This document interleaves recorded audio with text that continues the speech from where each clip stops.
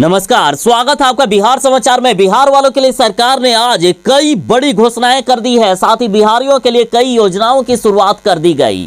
एक तो बिहार में भयानक ठंड के कारण जनजीवन अस्त व्यस्त हो गया है। साथ ही बिहार की राजनीति में गर्माहट है। नीतीश कुमार जी फिर से पलटी मार सकते हैं। तो वहीं गरीबों के लिए, किसानों के लिए कई बड़ी योजनाओं की शुरुआत कर दी गई है। गरीबों को सीधा 2-2 लाख रुपए बिजनेस करने के लिए मिलेगा। तो आज की बिहार की महत्वपूर्ण खबरों पर बात करेंगे। इससे पहले आपसे एक छोटी सी अनुरोध है, कृपया वीडियो को एक प्यारा सा लाइक अवश्य कर दीजिएगा। आपका लाइक करना ही हमारी मेहनत का फल होता है। बिहार के महिला पुलिस कर्मियों को मिलेगी बड़ी खुशखबरी। नई तबादला नीति पर शुरू हो चुका है मंथन। देखिए, बिहार की महिला पुलिस कर्मियों को जल्द ही बड़ी खुशखबरी मिलने वाली है। उनको मनचाही पोस्टिंग का लाभ मिल सकता है। पुलिस मुख्यालय द्वारा बनाई जा रही नई तबादला नीति में इस पर विचार हो रहा है, जिसमें महिला पुलिस कर्मियों को उनके इच्छित जिले में पोस्टिंग का लाभ मिलेगा।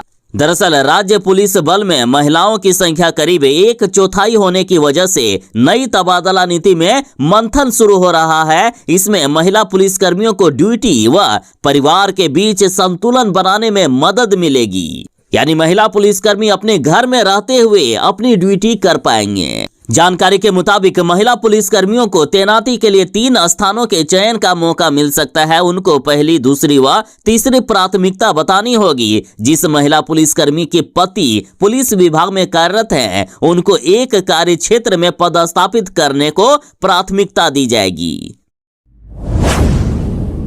बिहार में नहीं रहेगा अब कोई भी गरीब। नीतीश कुमार हर बीपीएल परिवार को 2-2 लाख रुपए देंगे।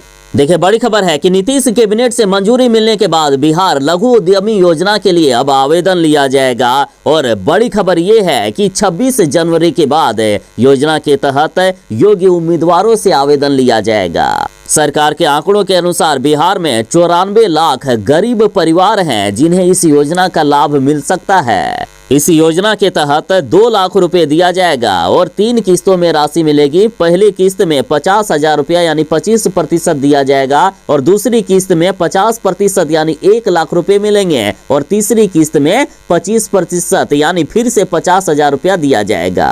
अब रही बात कि आवेदन कैसे करेंगे आप, तो देखिए, आवेदन ऑनलाइन तरीके से करना होगा और आवेदन करने के लिए आवेदकों की उम्र 18 से 50 साल के बीच होना चाहिए। साथ ही वे बिहार का स्थायी निवासी होना चाहिए और सुनिए, उनके पास बीपीएल कार्ड होना बहुत ही जरूरी है। साथ ही आधार कार्ड और पैन कार्ड और राशन कार्ड का भी होना जरूरी है, तभी अप्लाई कर पाएंगे।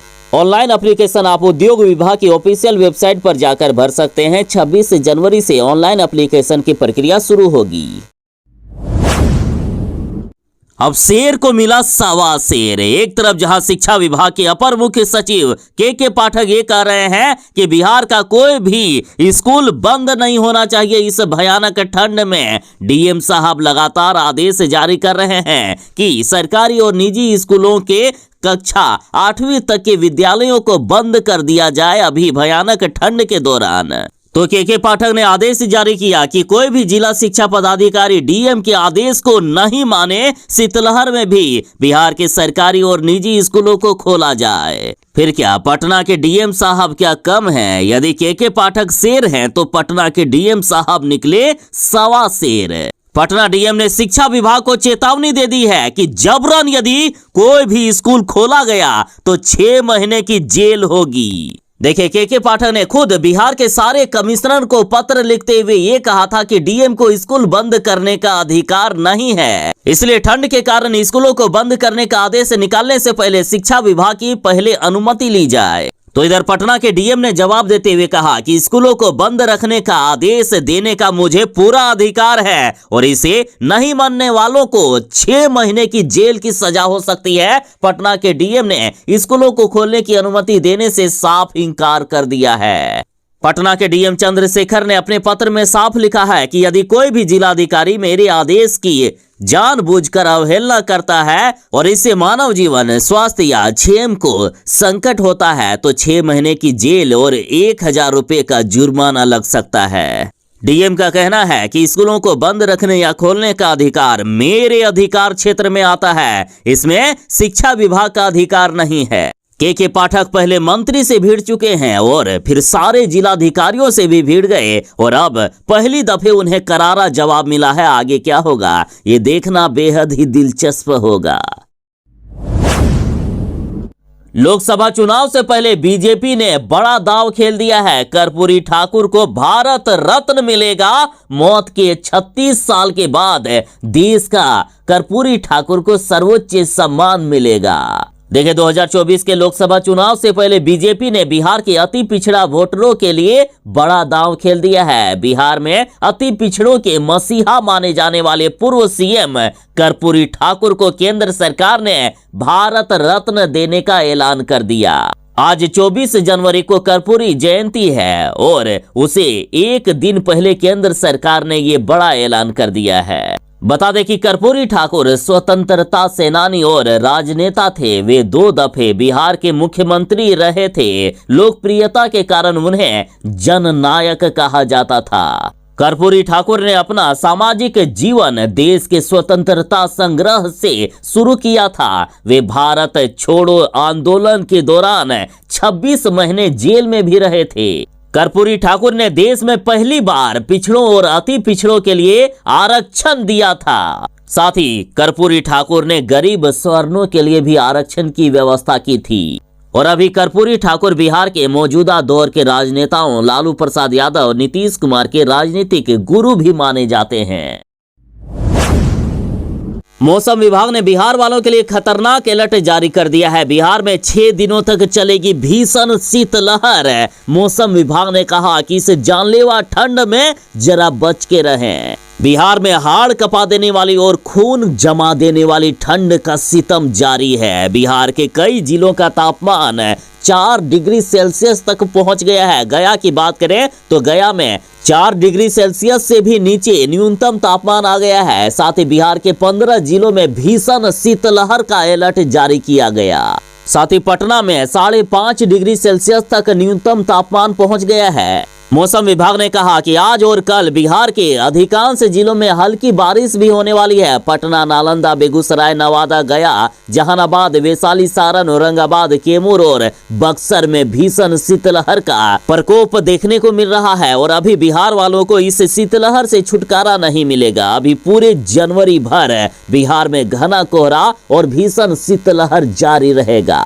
साथ ही बिहार के गया, कैमूर, पटना, दरभंगा, फारबिसगंज, मोतिहारी, जमुई, वैशाली, समस्तीपुर, भागलपुर, छपरा, बक्सर, औरंगाबाद, नवादा और डेहरी में न्यूनतम तापमान 10 डिग्री सेल्सियस से भी नीचे पहुंच गया है। तो वहीं बिहार में ठंड के कारण बच्चों और बुजुर्गों की मौत भी हो रही है। कई स्कूली बच्चों की मौत की खबर सामने आ रही है। साथ ही कई मजदूरों के साथ कई लोगों की मौत भी ठंड के कारण हो गई। अतः इस हाड़ कपा देने वाली ठंड में जरा बच के रहें।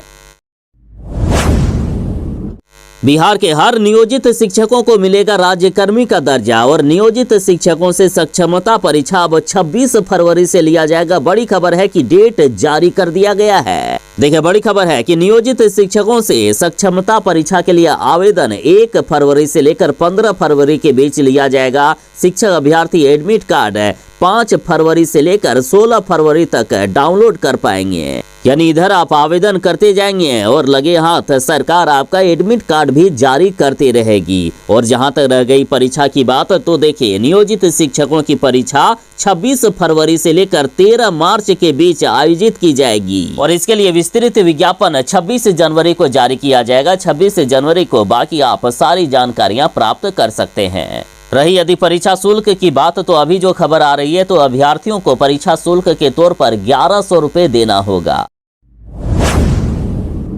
एक बड़ी खबर है, माननीय प्रधानमंत्री नरेंद्र मोदी जी ने बड़ी घोषणा कर दी कि 1 करोड़ घरों पर लगेगा सोलर। अयोध्या से लौटते ही प्रधानमंत्री जी ने ये बड़ा ऐलान किया। देखिए बड़ी खबर है, कल भी हमने इस पर बात की थी। अयोध्या में रामलला की प्राण प्रतिष्ठा कार्यक्रम संपन्न होने के बाद प्रधानमंत्री जैसे ही दिल्ली लौटते ही पीएम मोदी जी ने कहा कि देश में जल्द ही पीएम सूर्योदय योजना लॉन्च की जाएगी। इस योजना के तहत देश के 1 करोड़ घरों की छतों पर सोलर पैनल लगाए जाएंगे। पीएम मोदी जी ने कहा कि अयोध्या से लौटने के बाद मैंने पहला निर्णय लिया है कि हमारी सरकार 1 करोड़ घरों पर रूफटॉप सोलर लगाने के लक्ष्य के साथ प्रधानमंत्री सूर्योदय योजना प्रारंभ करेगी। इससे गरीब और मध्यम वर्ग का बिजली बिल भी बचेगा, साथ ही भारत ऊर्जा के क्षेत्र में आत्मनिर्भर भी बनेगा। पटना के डीएम और शिक्षा विभाग के अपर मुख्य सचिव के पाठक आपस में भिड़ चुके हैं। पटना के डीएम ने फिर से स्कूलों में छुट्टियां बढ़ा दी है। के पाठक के फरमान को नहीं मानने का इन्होंने फैसला लिया। साथ ही पटना के डीएम ने कहा कि कोई भी जिला अधिकारी यदि के पाठक के आदेश को मानते हुए स्कूलों को खोलने की कोशिश करेंगे तो उन्हें 6 महीने की जेल की सजा होगी। देखिए, बिहार में भयानक ठंड को लेकर पटना जिला प्रशासन ने पहले 23 जनवरी तक 8वीं कक्षा तक के स्कूलों में छुट्टी घोषित किए थे, जिसे अब बढ़ाकर 25 जनवरी तक कर दिया है। अब 25 जनवरी तक पटना के पहली से लेकर 8वीं क्लास तक के निजी के साथ सरकारी स्कूल नहीं खुलने वाले हैं। तो बिहार के अन्य जिलों के भी लोग घर से निकलने से पहले ये कंफर्म कर लें कि आज आपके यहाँ स्कूल खुल रहे हैं या नहीं। बिहार में फिर से एनडीए की सरकार बनने वाली है। बिहार में महागठबंधन की सरकार बस कुछ ही घंटों में गिरने वाली है। जीतनराम मांझी ने बड़ा दावा कर दिया है। बिहार में होगा बड़ा खेला। मुख्यमंत्री नीतीश कुमार से लालू यादव और तेजस्वी यादव लगातार मुलाकात कर रहे हैं, तो इधर बीजेपी पार्टी की भी हाई लेवल मीटिंग चल रही है। साथ ही मुख्यमंत्री नीतीश कुमार राज्यपाल से भी मुलाकात कर चुके हैं। साथ ही जीतनराम मांझी ने अपने सभी विधायकों को पटना में ही रहने के आदेश जारी कर दिए हैं। जीतनराम मांझी ने कहा कि 25 जनवरी को बिहार में बदल जाएगी सरकार। 25 जनवरी को नीतीश कुमार जी महागठबंधन का साथ छोड़कर, लालू तेजस्वी का साथ छोड़कर एनडीए में वापस आ जाएंगे और बीजेपी के साथ मिलकर सरकार बना सकते हैं। देखिए, जीतनराम मांझी ने कहा है कि आरजेडी सुप्रीमो लालू प्रसाद यादव की एक ही इच्छा है कि उनके बेटे तेजस्वी यादव को किसी तरह बिहार का मुख्यमंत्री बना दिया जाए, और इसको लेकर नीतीश कुमार पर लगातार दबाव भी बनाया जा रहा है और इसलिए नीतीश कुमार जी नाराज चल रहे हैं। नीतीश कुमार को अब किसी तरह मनाने के लिए लालू यादव और तेजस्वी यादव नीतीश कुमार से मुलाकात भी कर रहे हैं। जीतनराम मांझी ने कहा कि मुख्यमंत्री नीतीश कुमार अचानक राजभवन जाकर राज्यपाल से मुलाकात किए, ये उसी तख्ता पलट का हिस्सा होने वाला है। जीतनराम मांझी ने साफ कर दिया है कि बिहार में ये सरकार बदलने वाली है। 25 जनवरी तक बिहार में सरकार बदल सकती है और राज्य के राजनीतिक हालात को ध्यान में रखते हुए मैंने अपने सभी माननीय विधायकों को आगामी 25 जनवरी तक पटना में ही रहने के निर्देश दिए हैं। पटना के डीएम ने फिर से बिहार के सरकारी के साथ निजी स्कूलों को बंद कर दिया है। बिहार में भयानक तरीके से ठंड बढ़ गई है, जिसे देखते हुए डीएम ने यह बड़ा फैसला लिया। तो के पाठक ने पटना के डीएम को हड़काते हुए पूछा कि आखिर बच्चों को घर से वे बाहर निकलने पर रोक क्यों लगा रहे हैं, आखिर सिर्फ स्कूल क्यों बंद किया जा रहा है। बिहार में शीतलहर क्या सिर्फ स्कूलों पर ही पड़ती है। साथ ही के पाठक ने यह भी कहा कि जिला शिक्षा पदाधिकारी लोग, आप लोग डीएम के आदेश को मत मानो, चाहे डीएम कोई भी आदेश जारी करे, शीतलहर में भी सभी स्कूल बिहार के खुलना चाहिए, बच्चों के भी स्कूल खुलना चाहिए। लेकिन इतना कहने के बावजूद के पाठक के आदेश को डीएम साहब मान नहीं रहे हैं। डीएम ने फिर से बिहार के सरकारी और निजी स्कूलों की छुट्टियां बढ़ा दी है। पटना के डीएम ने फिर से बड़ा आदेश जारी किया। पटना के साथ कई अन्य जिलों के डीएम ने भी अपने यहां सरकारी और निजी स्कूलों की छुट्टियां बढ़ा दी है। तो इधर पटना के डीएम चंद्रशेखर ने शिक्षा विभाग को यह जवाब दिया कि स्कूलों को बंद रखने का आदेश देना उनके अधिकार क्षेत्र में आता है। बच्चों की जान की रक्षा करने के लिए स्कूलों को बंद करने का आदेश दिया गया है और इसमें शिक्षा विभाग से कोई सहमति लेने की जरूरत नहीं है। इसके बाद शिक्षा विभाग ने डीएम को जवाबी पत्र लिखा। साथ ही के पाठक का कहना है कि स्कूलों को बंद करने से पहले शिक्षा विभाग की सहमति ली जाए, लेकिन डीएम साहब का कहना है कि हमें शिक्षा विभाग की अनुमति लेने की कोई जरूरत नहीं है, हमारे अधिकार क्षेत्र में है कि हम स्कूलों को बंद करें या ना करें। तो के पाठक और पटना के डीएम के बीच खूब लड़ाई हो गई है। के पाठक कह रहे हैं कि स्कूल खुलवाइए, तो इधर डीएम साहब कह रहे हैं कि हम स्कूल नहीं खोलेंगे, स्कूल अभी शीतलहर के दौरान बंद रहेगा। आज कर्पूरी ठाकुर की जयंती पर एक तरफ जहां केंद्र सरकार कर्पूरी ठाकुर को सर्वोच्च सम्मान भारत रत्न देने वाले हैं, साथ ही सिक्का और डाक टिकट भी केंद्र सरकार करेगी जारी। आज कर्पूरी ठाकुर की जन्म शताब्दी पर यानी 24 जनवरी पर केंद्र सरकार सिक्का और नए स्वरूप का डाक टिकट जारी कर रही है। तो इधर राज्यसभा सांसद सुशील कुमार मोदी ने कहा है कि जननायक कर्पूरी ठाकुर की तरह अति पिछड़ा समाज से आने वाले प्रधानमंत्री नरेंद्र मोदी भी गरीबों के कल्याण के लिए काम कर रहे हैं और पिछले 9 सालों से कर्पूरी जी के सपनों को राष्ट्रीय स्तर पर लागू करने में लगे हुए हैं। सुशील मोदी ने कहा है कि कर्पूरी ठाकुर के पद चिन्हों पर चलते हुए पीएम मोदी ने भी ऊंची जाति के गरीबों के लिए 10% और सभी वर्गों की महिलाओं के लिए 33% आरक्षण पूरे देश में लागू कर दिया है। सुशील मोदी बोले कि लाखों गरीबों के लिए पक्के मकान, चिकित्सा के लिए आयुष्मान भारत, उज्ज्वला गैस,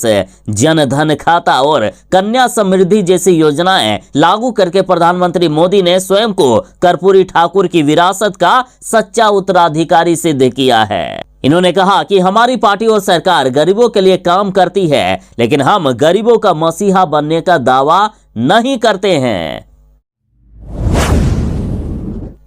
बिहार के मुख्यमंत्री नीतीश कुमार को विपक्षी पार्टियां बहुत ही हल्के में ले रही है। नीतीश कुमार को लेकर अब उपेंद्र कुशवाहा ने कहा कि नीतीश कुमार लोकसभा चुनाव जीतने की बात तो छोड़ दीजिए, वे एक मुखिया का भी चुनाव नहीं जीत सकते हैं। उपेंद्र कुशवाहा ने कहा कि प्रधानमंत्री नरेंद्र मोदी एक बार फिर से देश के प्रधानमंत्री बनेंगे। तो इधर प्रशांत किशोर ने कहा है कि नीतीश कुमार अगर राजद के साथ चुनाव लड़ेंगे तो लोकसभा की चुनाव में उन्हें 5 सीट भी नहीं आएगा।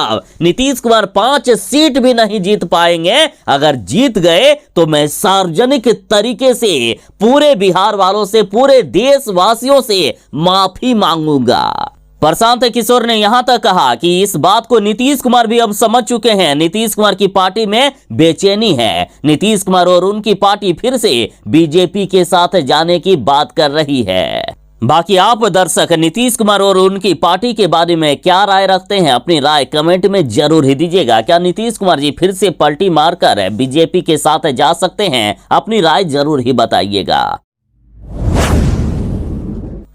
30 जनवरी को पूर्णिया में राहुल गांधी की विशाल जनसभा होगी और इस पर कांग्रेस ने दावा किया है कि ये इतनी बड़ी रैली होगी जितनी बड़ी रैली आज तक किसी भी पार्टी ने नहीं की है। आज तक इतनी बड़ी रैली नहीं हुई होगी जितनी बड़ी रैली 30 जनवरी को पूर्णिया में होने वाली है। देखिए, राहुल गांधी की भारत जोड़ो न्याय यात्रा आगामी 29 जनवरी को सीमांचल के विभिन्न क्षेत्रों में प्रवेश कर रही है। 30 जनवरी को पूर्णिया में राहुल गांधी एक विशाल जनसभा को संबोधित करेंगे, जिसे लेकर कांग्रेस की तैयारी जोरों पर है। महागठबंधन के तमाम नेताओं को आमंत्रित किया गया है। राजद सुप्रीमो लालू प्रसाद यादव और मुख्यमंत्री नीतीश कुमार जी को भी आमंत्रित किया गया है। लालू यादव और नीतीश कुमार भी इस महारैली में शामिल होंगे।